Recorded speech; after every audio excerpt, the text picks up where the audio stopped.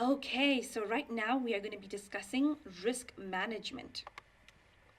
Now, often you will hear traders say, when you are applying risk management, how you should think of risk management is you should only want to lose a certain percentage of your account on each trade.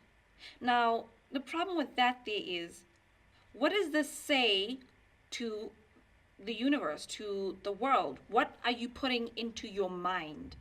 Because we know Forex trading is 95% emotional, which means that 95% of your success is based on you getting your mindset right. So what are you actually saying to your mind right now? You are saying that if I had $100 account, for example, and I was only willing to lose 10% on each trade, right? Now let's just say that, for example. What you are saying to the world is, for every time I place a trade, I want to receive negative $10. That is what you are saying. I want to take a loss of negative $10 on each trade. I only want to make a loss of negative $10. That is all I'm willing to accept. So it's going to give it to you. It's going to constantly give you negative $10. And this is literally what your account is going to look like. Now, let's step out of the spiritual way of thinking for a second and look at this practically, because, even though the mental way of thinking about this and the psychological way of thinking about this makes perfect sense, let's go into it practically so I can explain what actually happens. For example, if you have a triangle,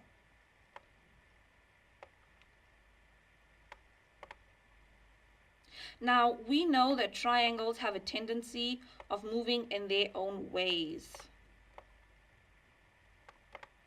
So you've seen this before. Your triangle will break out just a little bit and then come back in again.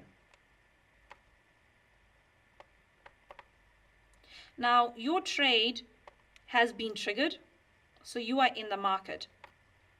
But your negative $10 loss is somewhere random because you are only willing to accept negative $10.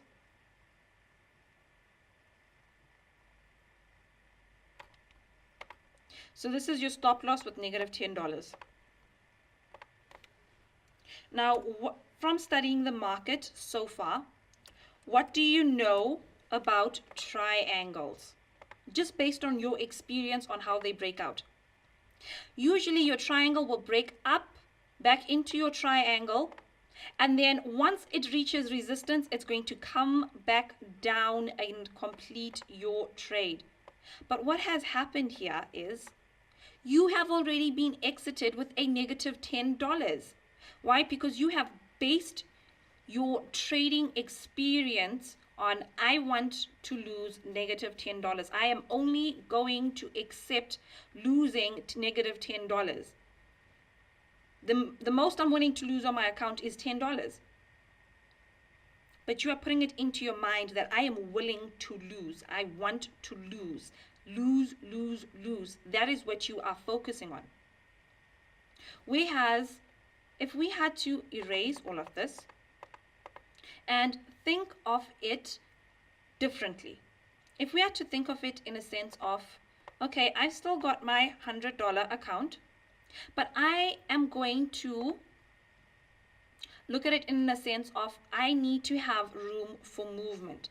So with my $100, with the lot size that I am trading, how much room for movement will I have? So I've got $100 in my account, and I am using a lot size of 1.00. How many moves can I make? Or how many times can the market move against me before I am completely out of the market with absolutely nothing? Only 100 times, because it takes 100 points to take me out of the market completely. So I have got 100 moves with a lot size of 1.00. But with that same $100, if I had a lot size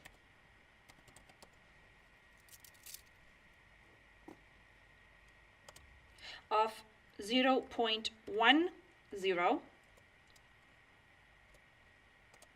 then I would have 1,000 moves before I am taken out of the market completely. Now that's not too bad. 1,000 moves, it's still a lot. But at the same time, we have to be realistic here. If you were trading a double bottom,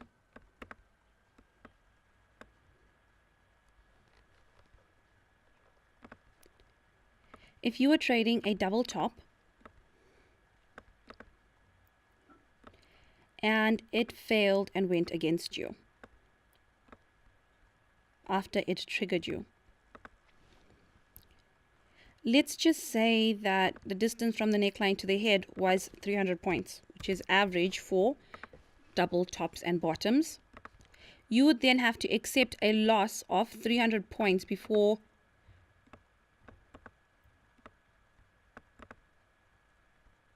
you know that price is definitely not going back in your direction. Now, how much is a 300 point loss? Using a lot size of 0.10. So how you do this calculation is you say 300 times 0.10. You will get $30. That is a $30 loss on a $100 account. That is a huge loss. So your lot size is still too high. So you want to lower it a bit. Now, the calculation for how to check how many points you can move or the market can move against you before you are completely out of the market is you say $100 divided by, let's try 0.05. We don't want to go too low because then we're not growing our account. Let's check for a calculator.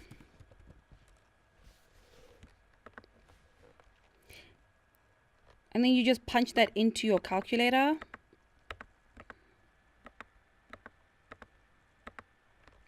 You have got 2,000 points before the market moves against you. But at the same time, 300 times 0.05 is only $15. And on a $100 account, that's not too bad a loss, considering it that you could make it back depending on the currency pair you are trading. So this is how you want to think of risk management. You always want to ask yourself, how much room for movement do I have before I have absolutely nothing in my account? Sorry, that's just the platform reconnecting.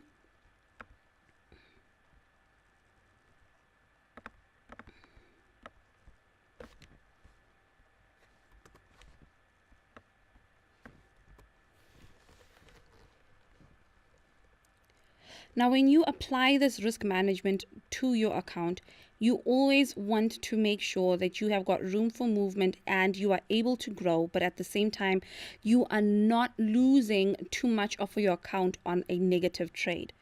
Because you need to be able to lose at least 3 out of 10 trades on your account without it really affecting your account or taking your account back too far. Now, I'm not saying 3 trades on that 100 because obviously you will still be making profit.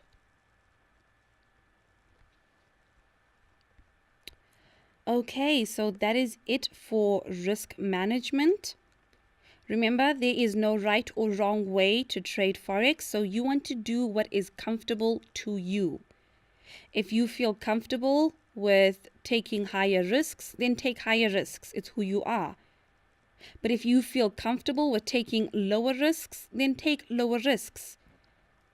Just make sure that whatever you do, you maintain your confidence and you remove all fear from trading Forex. That is the most important part.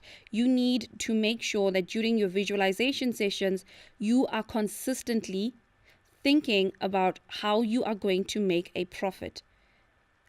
Include this here into your visualization sessions, like picture the profits you are making, picture an overall amount. It's important for you to incorporate visualization into risk management as well. Okay, then let's move on to the next class.